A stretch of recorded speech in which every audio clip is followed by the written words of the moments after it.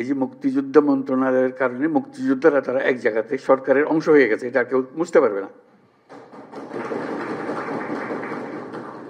আপনারা আজকে এই মন্ত্রণালয়ের অংশ হয়ে গেলেন। একটা জুলাই স্মৃতি পরিদপ্তর সৃষ্টি হয়েছে, যেটা আপনি যাই করেন না কেন সরকারের কাঠামোর ভেতরে ঢুকে গেছে।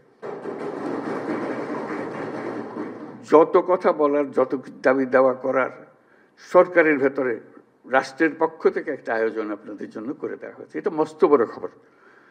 সরকারে ঢুকে যেতে পারা, এটা যে যত কিছুই করি বুঝতে পারে না। সরকার বড় কঠিন জিনিস, তার সঙ্গে বোঝাপড়া করা বড় কঠিন, অনেক সময় বহু কষ্ট করে কিছু করা যায় না, কিন্তু একবার ঢুকে যেতে পারলে তারা বাইর করতে পারে না। আপনারা সেখানে গেছেন। মুক্তিযোদ্ধারা অত ভাগ্যবান ছিল না, বহু বছর লেগেছে। তারপরে তাদের আস্তে আস্তে আস্তে আস্তে এইটা দিছে তো ওইটা দেয় না, এটা দিছে তো এটা, মন্ত্রণালয় করতে করতে বহু বছর চলে গেছে। কাজে আমরা খুশি অন্তত এটুকু করতে পেরেছি, অর্থাৎ প্রাতিষ্ঠানিক আয়োজনটা করতে পেরেছি।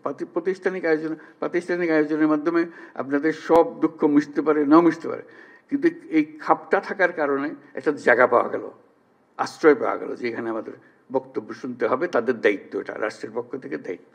তার একজন উপদেষ্টা থাকবে, আছে উপদেষ্টা আছে, তার সচিবালয় আছে, সব কিছু আছে। কাজে এটা বললাম যে এটা গুরুত্বপূর্ণ। তারা এক্ষুনি কি করলো সেটা হয়তো খুশিরও খবর হতে পারে, খুশির খবর নাও হতে পারে, কিন্তু এখানে শেষ হচ্ছে না। এটা বরাবরই চলতে থাকবে, বরাবরই চলতে থাকবে, এবং সুযোগ থাকবে দাবি করার।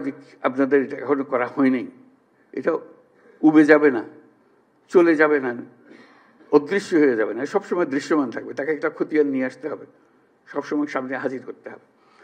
কাজে সেটা উপলক্ষে আমরা আজকে আসলাম, বসলাম সবার সঙ্গে। দুঃখের সীমা নাই, এবং সেটা এখনই সমাপ্ত হবে না।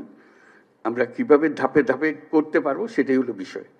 তবে রাষ্ট্র আনুষ্ঠানিকভাবে, আমি শব্দটার উপরে জোর দিচ্ছি, আনুষ্ঠানিকভাবে প্রাতিষ্ঠানিকভাবে আপনাদের দায়িত্ব গ্রহণ করলো।